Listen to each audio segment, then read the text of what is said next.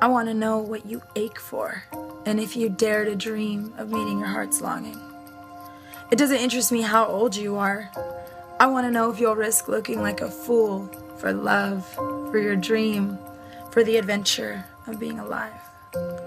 It doesn't interest me what planets are squaring your moon. I want to know if you've touched the center of your own sorrow, if you've been opened by life's betrayals, or become shriveled and closed from fear of further pain.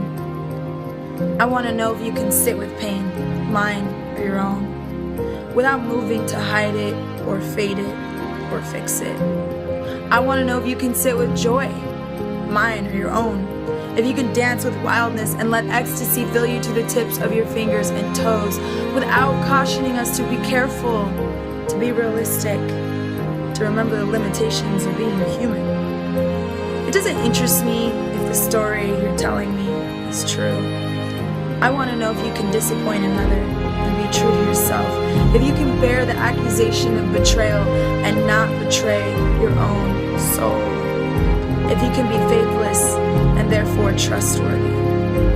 I want to know if you can see beauty even when it's not pretty every day, and if you can source your own life from its presence.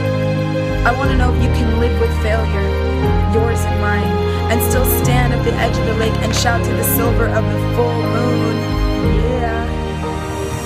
It doesn't interest me to know where you live or how much money you have. I want to know if you can get up after the night of grief and despair, weary and bruised to the bone, and do what needs to be done to feed the children. It doesn't interest me who you know or how you came to be here. I want to know if you'll stand in the center of the fire with me and not shrink back. It doesn't interest me where or what or with whom you have studied. I want to know what sustains you from the inside when all else falls away. I want to know if you can be alone with yourself, and if you truly like the company you keep in the empty moment.